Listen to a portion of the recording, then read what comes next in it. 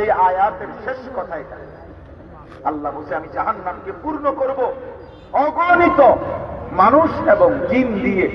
আর এই যাদেরকে দিয়ে আমি আল্লাহ জাহান্নাম পূর্ণ করব, আল্লাহ বলে উলাইকা হুমুল গাফিলুন, তারা মূলত গাফিল। কাফের মূলত গাফেল ছিল, শিরিককারী মূলত গাফেল ছিল, মুনাফিক মূলত গাফেল ছিল, বিদআতি মূলত গাফেল ছিল, কবিরা গুনাহ যে করেছে সে মূলত গাফেল ছিল, সগীরা গুনাহ যে করেছে সে মূলত গাফেল ছিল, সামাজিক রসুমাত বেহুদা কথা কাজের মধ্যে যে লিপ্ত ছিল, মূল বিষয় ছিল সে গাফেল ছিল। প্রশ্ন হলো কিসের থেকে গাফেল? অহুম আনিল আখিরাতি হুম গাফিল।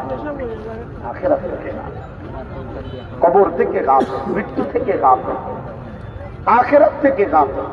আল্লাহ বলেন ইয়ালামুনা যাহিরাম মিনাল হায়াতিদ দুনিয়া, বান্দা দুনিয়ার বাহ্যিক উপরের অংশ তো তোমরা বুঝো, বুঝতেছো, এটা তো আমি জানি, এটা তোমরা বুঝো।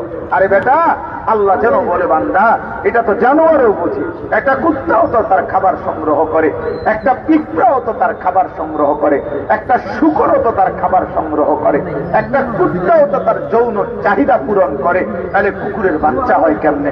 একটা কুকুরও তো কোনো না কোনো জায়গায় রাত হইলে ঘুমায়া পড়ে, একটা কুকুরও তো পেশাব পায়খানা করে।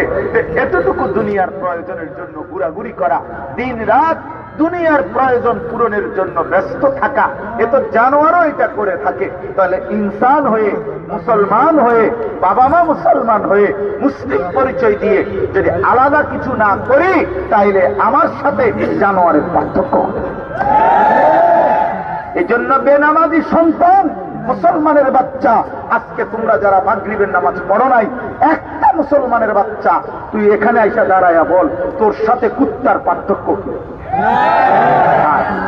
দেখে না,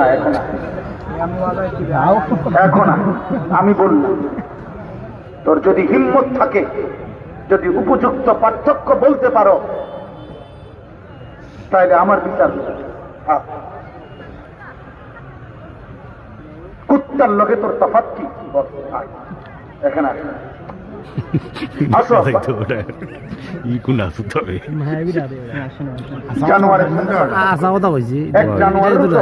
সারাদিনের ফিকির একটাই, খাবার, পেশাব পায়খানা, লজ্জাস্থানের চাহিদা পূরণ, প্রয়োজনের মুহূর্তে ঘুমায় যাওয়া। পার্থক্য কি? তফাৎ বলো। মুসলমানের ঘরে জন্ম নিয়ে, ইমানদারের সন্তান হয়ে, মুসলিম পরিচয়